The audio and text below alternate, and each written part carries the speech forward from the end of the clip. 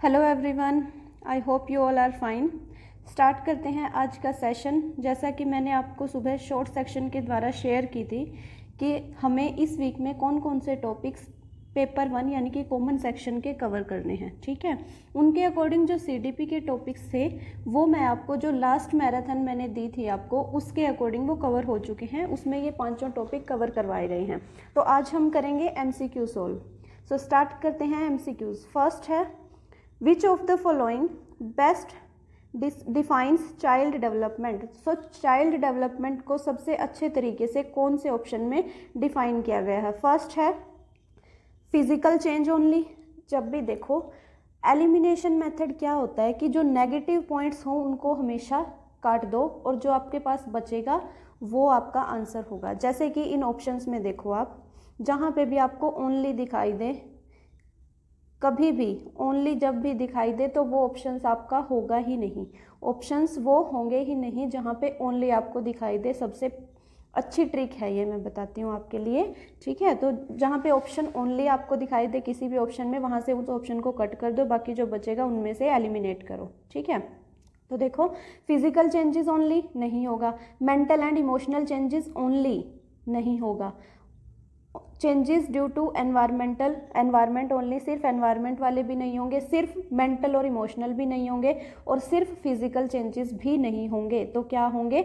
Overall changes, जिसमें कि सब इंक्लूड होंगे, physical, mental, emotional and social aspects. तो उसे बोलेंगे हम चाइल्ड डेवलपमेंट। नेक्स्ट देखो, child psychology mainly deals with, जो चाइल्ड साइकोलॉजी है वो किससे डील करती है? सो इसका ऑप्शन लास्ट का हमारा क्या था? सी। अब देखो चाइल्ड साइकोलॉजी मेनली किस चीज़ से डील करती है? First is studying adult behaviour, adult के बिहेवियर की study. Treating mental illness, mental illness का तो नहीं है ऑप्शन बिल्कुल भी, क्योंकि इलनेस से रिलेटेड नहीं है ये बिहेवियर की स्टडी है, ठीक है। मेनली बिहेवियर की स्टडी होती है। तो understanding the behaviour and mental process of children.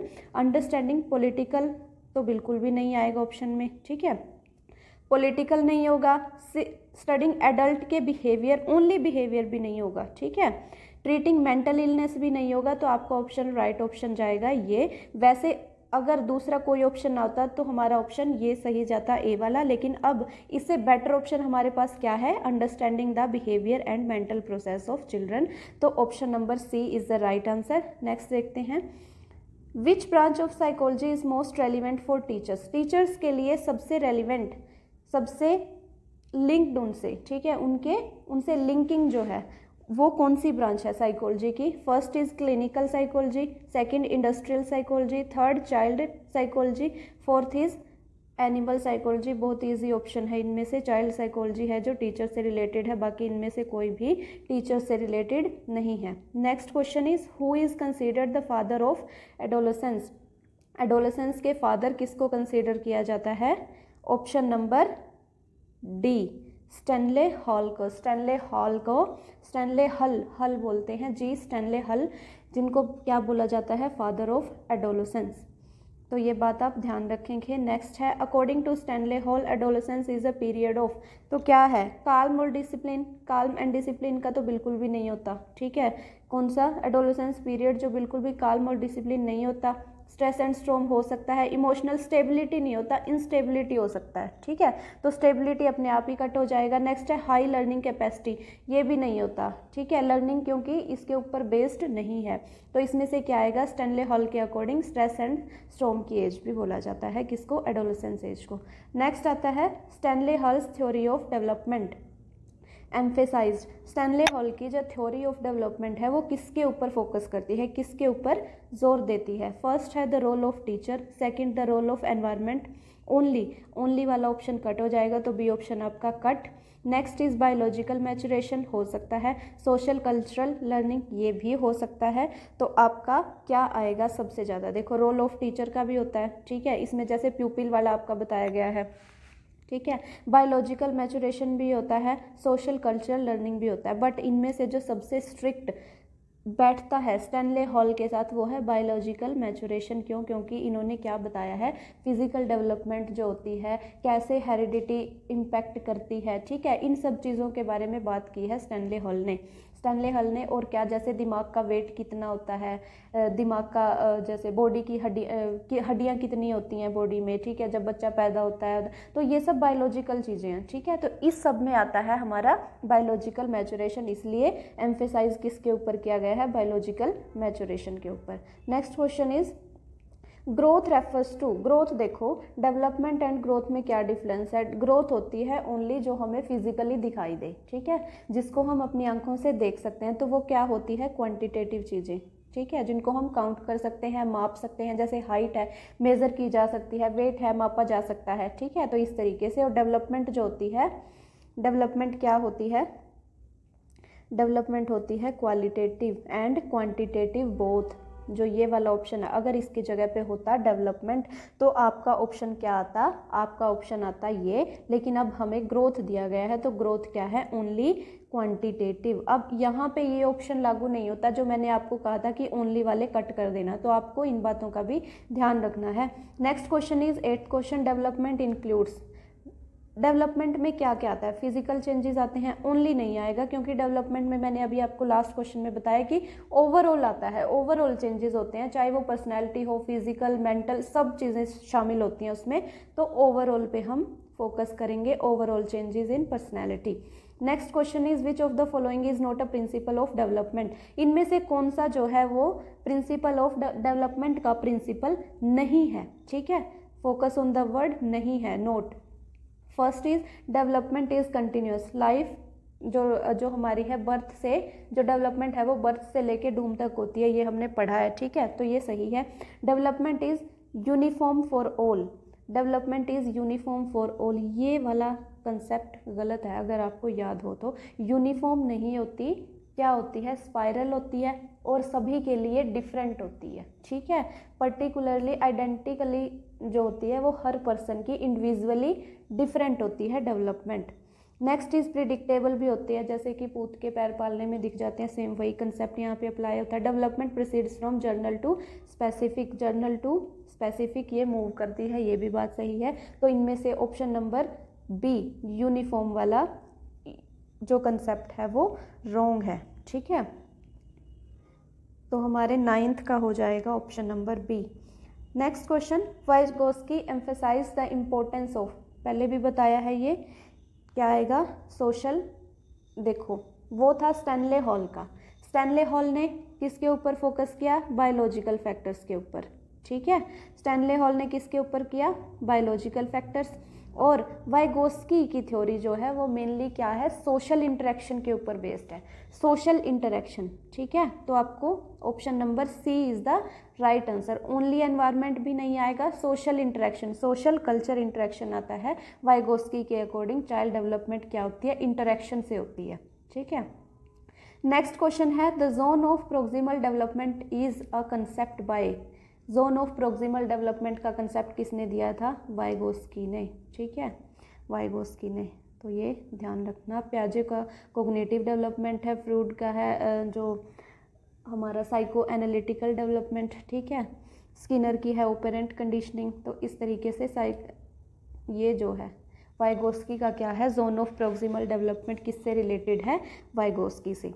Next question is according to Vygotsky learning occurs, learning किस टाइम पे होती है अकॉर्डिंग टू वाइगोस्की, वाइगोस्की के अकॉर्डिंग जो लर्निंग है वो कब होती है, ठीक है, तो आप देखो फर्स्ट क्वेश्चन है बिफोर डेवलपमेंट, डेवलपमेंट से पहले होती है, डेवलपमेंट के बाद होती है, इंडिपेंडेंट ऑफ डेवलपमेंट, डेवलपमेंट का उसके ऊपर कोई प्रभाव नहीं है, ना उससे पहले ना बाद में, ठीक है। नेक्स्ट क्वेश्चन है नेक्स्ट ऑप्शन है अलोंगसाइड डेवलपमेंट थ्रू इंटरेक्शन, आप किसके ऊपर फोकस करेंगे, सभी वर्ड्स को छोड़ के एक वर्ड पकड़ लो, क्या, इंटरेक्शन। मैंने क्या बताया था कि सोशल इंटरेक्शन से होती है, अकॉर्डिंग टू वाइगोस्की जो डेवलपमेंट है, जो लर्निंग है बच्चे की, वो कैसे होती है, सोशल इंटरेक्शन से, लैंग्वेज के थ्रू, ठीक है, लैंग्वेज, कल्चर, सोसाइटी, ये इंपॉर्टेंट चीज़ें हैं वाइगोस्की की थ्योरी में, तो इंटरेक्शन वर्ड से ही हम अपना मार्क कर सकते हैं right answer, right answer is D. Next question is the role of more knowledgeable person, यानी कि MKO का क्या रोल है लर्निंग में, ये किसने बोला है, ठीक है, MKO zone of proximal development, ये सब किसकी थ्योरी में आते हैं, लेव वाइगोस्की की थ्योरी में, ठीक है, सोशल सोशल लर्निंग, इसको ये भी बोला जाता है, इनकी थ्योरी को सोशल लर्निंग भी, सोशल इंटरेक्शन लर्निंग भी बोल सकते हैं, ठीक है। नेक्स्ट क्वेश्चन है विच of the following is not a characteristic of child development. Child development का कैरेक्टरिस्टिक नहीं है, ठीक है, नहीं है पे फोकस करेंगे। It is a continuous process, right answer, ये कंटिन्यूस प्रोसेस होती है चाइल्ड डेवलपमेंट, ठीक है। It occurs at the same rate for all children, सभी चिल्ड्रन में सेम रेट यानी कि सेम तरीके से होती है, ठीक है। तो क्या लग रहा है, ये सेम तरीके से होती है या नहीं? जहाँ तक मैं बता रही हूँ मेरे अकॉर्डिंग तो ये आंसर होना चाहिए, क्योंकि सभी में सेम तरीके से नहीं होती। It is predictable to some extent, कुछ हद तक प्रिडिक्टेबल होती है, ठीक है, ये भी ठीक है। It is influenced by heredity and environment का पूरा रोल रहता है, ठीक है, तो ये भी आपका ऑप्शन सही है। तो इनमें से जो नहीं वाला ऑप्शन है वो ये है ऑप्शन नंबर बी, जो नोट के साथ आपका जा रहा है। So right option is B. Next question is question number 15।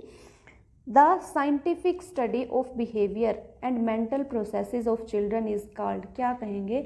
Scientific study of behaviour, behaviour की साइंटिफिक स्टडी या मेंटल प्रोसेस क्या बोलते हैं उसको? चाइल्ड डेवलपमेंट, पेडागोजी, साइकोलॉजी या एजुकेशनल साइकोलॉजी। एजुकेशनल साइकोलॉजी बिल्कुल भी नहीं आएगा। अभी हमने ये पीछे पढ़ा था कि साइंटिफिक स्टडी ऑफ बिहेवियर क्या किसको बोलते हैं? चाइल्ड डेवलपमेंट की डेफिनेशन ही क्या है? Scientific study of behaviour and mental process of children. Next, so इसका ऑप्शन जो आएगा वो क्या है? Option number C. Next question, which of the following is not a domain of development. Development का डोमेन नहीं है इनमें से। देखो डेवलपमेंट क्या होती है? ओवरऑल डेवलपमेंट यानी कि फिजिकल भी आ जाएगा उसमें, इमोशनल भी आ जाएगा, कोग्निटिव भी आ जाएगा। एनवायरनमेंट जो है वो डेवलपमेंट का हिस्सा नहीं है। कैसे? जो ये सभी एस्पेक्ट हैं, फिजिकल, इमोशनल, कोग्निटिव, ये इंसान के अंदर एक ह्यूमन बीइंग है, वो डेवलप कर रहा है, बच्चा है डेवलप कर रहा है, ये सब उसके अंदर चेंजेस आएंगे। लेकिन इन्वायरमेंटल जो है, एक इन्वायरमेंट एक फैक्टर है उन चेंजेस को लाने में, ठीक है। तो ये एक डोमेन नहीं है, ये एक फैक्टर है बच्चे के अंदर चेंज लाने में, इसका थोड़ा रोल होता है, लेकिन ये अपने आप में चेंज नहीं है। तो नोट वाले के साथ जाएगा environmental factor. Next question is 17। According to Stanley Hall, adolescence is marked by. Adolescence जो है किसके साथ डिफाइन कर सकते हो आप according to Stanley Hall? First is peaceful emotional growth, बिल्कुल भी नहीं होती। एडोलेसेंस स्ट्रेस एंड स्टॉर्म की एज होती है, तो ये जो पीसफुल वर्ड है और इमोशनल ग्रोथ है ये बिल्कुल भी नहीं आएगा, ठीक है। Next question, next option is rapid physical and sexual development, तेजी से सेक्सुअल एंड फिजिकल डेवलपमेंट होती है, ये भी नहीं होता। ओवरऑल डेवलपमेंट होती है बच्चे की। इंडिपेंडेंस फ्रॉम एडल्ट्स, एडल्ट से यानी कि जो हमारे बड़े हैं उनसे इंडिपेंडेंस रहना चाहते हैं, उनसे मतलब उनसे अलग रहना चाहते हैं, ये बात सही बैठती है। कंप्लीट इमोशनल स्टेबिलिटी, स्टेबिलिटी नहीं होती एडोलेसेंस में, स्टेबिलिटी वर्ड से कट हो जाएगा ऑप्शन नंबर 4। तो हमारा ऑप्शन नंबर बचता है ऑप्शन नंबर सी। तो right answer is option number C, independence from adults. Next question is 18। Stanley Hall believed that development occurs through. Stanley Hall के according जो डेवलपमेंट है वो किस तरीके से होती है? इमिटेशन एंड मॉडलिंग, इमिटेशन यानी कि नकल करना या किसी को अपना मॉडल मान लेना। नेक्स्ट है सोशल इंटरेक्शन से होती है स्टैनले हॉल के। सोशल इंटरेक्शन से किसने बोला था? लेव वाइगोस्की ने, ठीक है। तो हम ध्यान रखेंगे लेव वाइगोस्की ने बोला था कि डेवलपमेंट जो है वो सोशल इंटरेक्शन से होती है, तो ये वाला ऑप्शन भी आपका कट हो जाएगा। नेक्स्ट आ जाएगा recapitulation and revolutionary stages, and next option है कंडीशनिंग एंड रिवार्ड। देखो थर्ड ऑप्शन को अभी हम नहीं समझते, पहले ये देखो कंडीशनिंग एंड रिवार्ड, इससे होती है कंडीशनिंग। कैसे? कंडीशनिंग वाला कि बार बार किसी चीज़ को सिखाया जाए तो वो, और उसके अगर बच्चा अच्छा करता है तो उसको रिवार्ड दी जाए या पनिशमेंट दी जाए अगर बुरा करता है। तो ये वाला जो है ये स्टैनले हॉल ने नहीं दिया, ठीक है, ये नहीं दिया। स्टैनले हॉल का मेनली मैंने आपको क्या बताया, बायोलॉजिकल प्रोसेस के ऊपर बेस्ड है। स्टैनले हॉल ने जो थ्योरी दी है वो बायोलॉजिकल प्रोसेस के ऊपर बेस्ड है। तो इसमें क्या आएगा? एवोल्यूशन। एवोल्यूशन जो वर्ड है वो बायोलॉजी से कनेक्टेड है, ठीक है। जैसे कि ह्यूमन बीइंग का एवोल्यूशन कैसे हुआ कि पहले वो बंदर थे, फिर उससे थोड़ा सा कुबड़ जो उनका सीधा हुआ, फिर वो जैसे लंगूर की कैटेगरी में आ गए, फिर उनकी पूंछ भी जो थी वो गायब होने लगी धीरे धीरे, तो इस तरीके से इनको बोलते हैं एवोल्यूशन। तो ये वाला हमारा जाएगा ऑप्शन नंबर सी। रिकैप्चुलेशन यानी कि जो कैप्चर किया है उसको फिर से रिवाइज करना या नए नए कंसेप्ट सीखना, और ऑफ एवोल्यूशनरी स्टेजेस को गेन करना, एवोल्यूशनरी स्टेजेस यानी कि बढ़ते जाना। नेक्स्ट ऑप्शन है G Stanley Hall's theory is often criticised for being.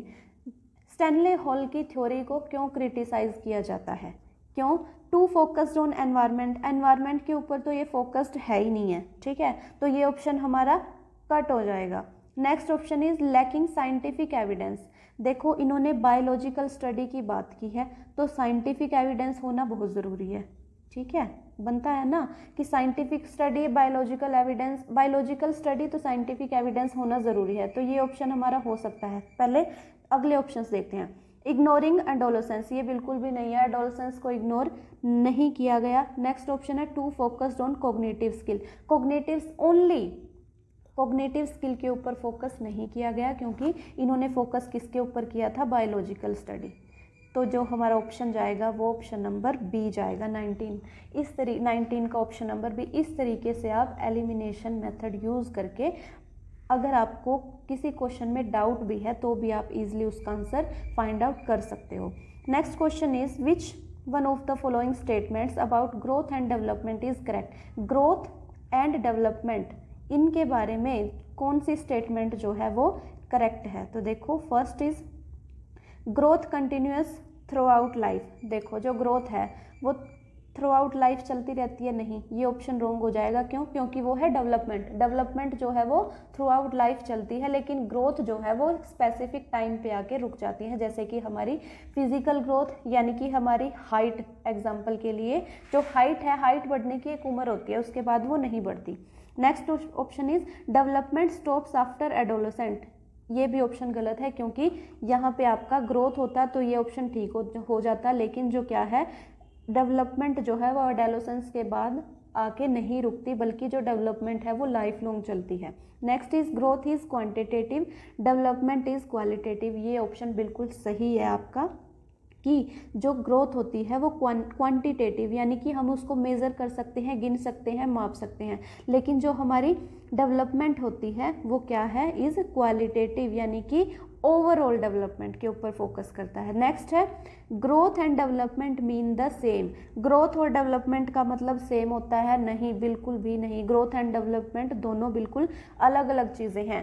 Growth के अंदर डेवलपमेंट को हम इंक्लूड नहीं कर सकते, लेकिन डेवलपमेंट के अंदर ग्रोथ आ जाएगा, क्योंकि जो डेवलपमेंट है वो बहुत बड़ा कंसेप्ट है अपने आप में, ठीक है। Next option is which factor is not directly responsible for a child development. Child development के लिए जो कौन सा फैक्टर है वो डायरेक्टली रिस्पॉन्सिबल नहीं है, डायरेक्टली रिस्पॉन्सिबल नहीं है, ठीक है। तो देखो फर्स्ट इज हेरिडिटी, रिस्पॉन्सिबल है। नेक्स्ट इज न्यूट्रिशन, रिस्पॉन्सिबल होता है न्यूट्रिशन भी कहीं ना कहीं। इंटेलिजेंस भी रिस्पॉन्सिबल है डायरेक्टली, लेकिन जो ये फेवरेट कलर वाला ऑप्शन है इसको बिल्कुल एलिमिनेट कर सकते हो आप, तो ये जाएगा आपका right answer. Next question is cephalocaudal development means. Cephalocaudal and proximodistal, दो तरीके की डेवलपमेंट होती है। मैंने आपको क्या बताया था, सिफेलोकोडल यानी कि सिफेलो सिर से पैर तक, ओके। नेक्स्ट प्रोक्सिमोडिस्टल, प्रोक्सिमोडिस्टल यानी कि किसी पॉइंट, प्रोक्सिमो पॉइंट, पॉइंट यानी कि हमारा नेवल, सेंटर पॉइंट क्या है, नेवल, नेवल से स्टार्ट होके पेरिफेरी तक यानी कि पूरी बॉडी तक जाए, उसको बोलते हैं प्रोक्सिमोडिस्टल। तो इसमें से देखते हैं हमारा क्या होगा। Cephalocaudal development means development from foot to head, पैर से लेके सिर तक, ये उल्टा होता है, सिर से पैर तक होती है, ठीक है। तो हमारा option number B is the right answer. तो 22 का हमारा हो जाएगा option number B. Next question is Vygotsky believed that language plays a critical role in. Vygotsky के अकॉर्डिंग लैंग्वेज जो है वो किस चीज़ में रोल प्ले करती है, बहुत अच्छा रोल प्ले करती है। First is motor skills, next is cognitive development, third is personality development, fourth is physical development. देखो वाइगोस्की ने किसके बारे में बात की है, फर्स्ट ऑफ ऑल किस किस के बारे में बात की है कि जो इंटरेक्शन है उससे डेवलपमेंट होती है, लेकिन किस में, देखो ये सब क्या है, फिजिकल डेवलपमेंट से लैंग्वेज में कोई भी डेवलपमेंट नहीं होगी। फिजिकल एस्पेक्ट तो बिल्कुल कट ही कर दो यहाँ से, ठीक है। दूसरा बचा मोटर स्किल्स भी टोटली फिजिकली बेस्ड हैं, क्योंकि ये क्या होती हैं, फिजिकल एक्टिविटी से रिलेटेड। नेक्स्ट आता है cognitive development and personality development. Personality development हमारी कब होगी, जब हमारी बुद्धि काम करेगी, ठीक है। तो इसका इनडायरेक्टली हम देखें तो आंसर क्या होगा, ऑप्शन नंबर बी। अगर हम मेंटली कोग्निटिव क्या होता है, हमारा माइंड, अगर हमारा माइंड वर्ड्स को कैच कर रहा है या हम इंटरेक्ट कर पा रहे हैं, तभी हमारी पर्सनैलिटी में डेवलपमेंट होगी। तो राइट आंसर क्या है, option number B. Next question is Vygotsky's theory is also called. Vygotsky की थ्योरी को क्या कहा जाता है। देखो मैंने आपको क्या बताया था, वाइगोस्की ने क्या बोला था कि सोशल इंटरेक्शन के ऊपर उनका पूरा फोकस था।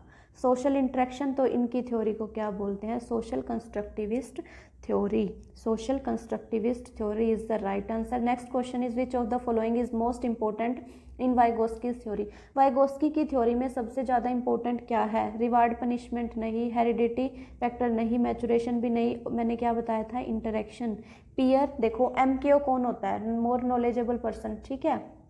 और किसकी स्टूडेंट की हेल्प करनी होती है, तो एडल्ट कौन है, MKO, और पीयर कौन है, जो स्टूडेंट है। इन दोनों के बीच में इंटरेक्शन, तो यही बात तो बोली है वाइगोस्की ने अपनी थ्योरी में। तो राइट आंसर हो जाएगा option number C. Next 27, the zone of proximal development represent. Zone of proximal development क्या रिप्रेजेंट करता है, what a child can do alone, एक बच्चा अकेला कितना कर सकता है इसे, what a child can not do even with help, उतना कि बच्चा क्या नहीं कर सकता, हेल्प के साथ क्या नहीं कर सकता, ये ऑप्शन बिल्कुल भी नहीं आएगा आपका।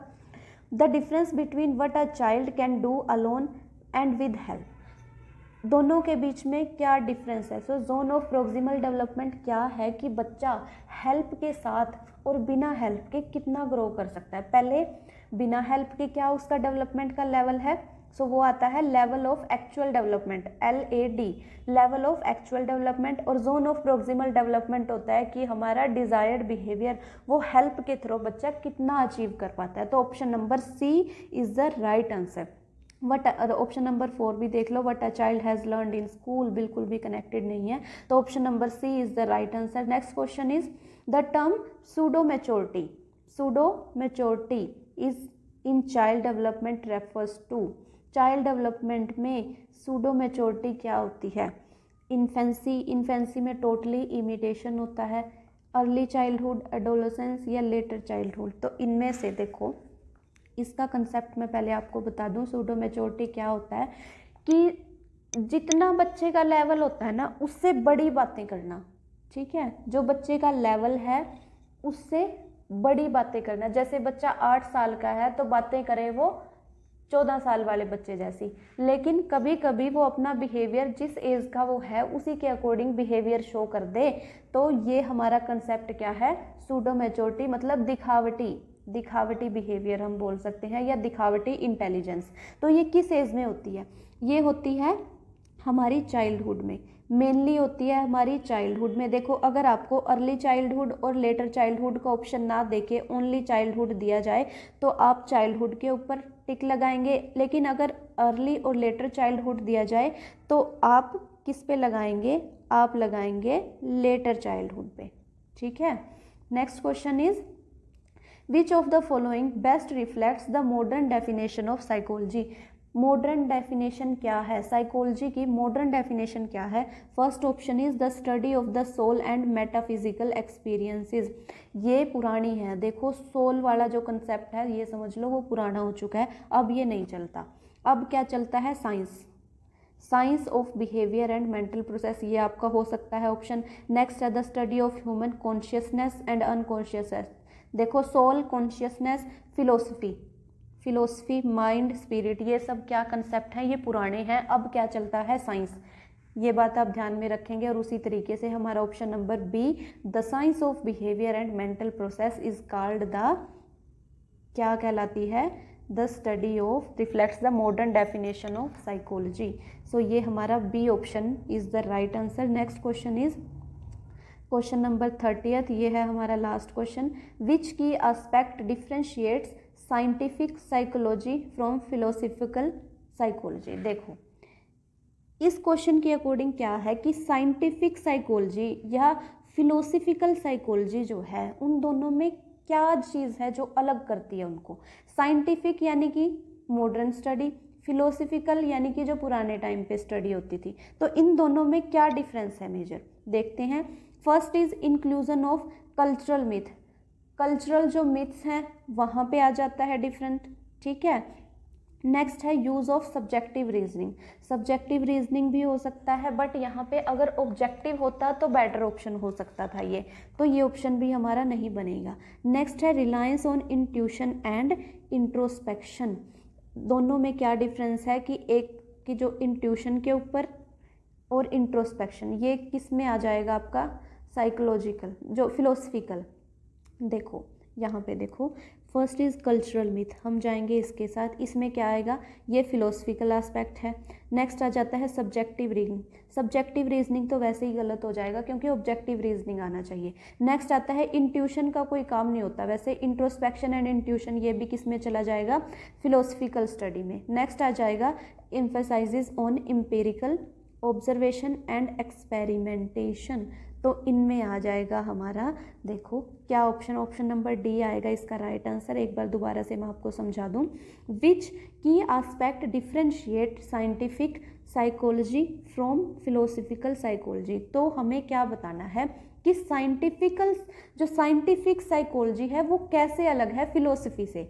तो हमें पॉइंट किसकी तरफ करना है, साइंटिफिक की तरफ। और जो ये सभी पॉइंट बनते हैं ये क्या है, पहले 3 पॉइंट ये जाएंगे फिलोसफी के साथ, और हमें कौन सा ढूंढना है जो साइंस के साथ जाए। तो साइंस के साथ क्या जाएगा, experimentation, emphasises on empirical observation and experimentation. तो हमारा राइट आंसर होगा ऑप्शन नंबर डी। सो ये थी हमारी आज का सेशन। आई होप आपको ये सेशन पसंद आया होगा। ये जो आपकी PDF है ये आपको शेयर कर दी जाएगी टेलीग्राम ग्रुप में विद आंसर्स। अगर आप खुद से भी प्रैक्टिस करना चाहते हो तो कर सकते हो। कल आपकी क्लास होगी हिंदी और इंग्लिश की, जिसमें हम MCQ सोल्व करेंगे, क्योंकि मैंने पेडागोजी आपके ली है इस वीक के लिए, हिंदी एंड इंग्लिश पेडागोजी। ये दोनों टॉपिक्स आपके बहुत अच्छे से कवर मैं करवा चुकी हूँ अभी कुछ ही हफ्ते पहले, ठीक है। तो वहाँ से आप दोनों हिंदी की भी और इंग्लिश की भी पेडागोजी की रिवीजन करेंगे, अच्छे से कंसेप्ट क्लियर करेंगे अपने, और मैं आपको MCQ सोल्व करवाऊँगी। तो आई होप आपको मेरा ये जो टीचिंग स्टाइल है, वे है, ये आपको पसंद आ रहा होगा। अगर आपको ये तरीका या करवाने का, अगर आपको लगता है कि मैं एफर्ट्स कर रही हूँ आपके लिए, तो please like, share and subscribe. Thank you so much.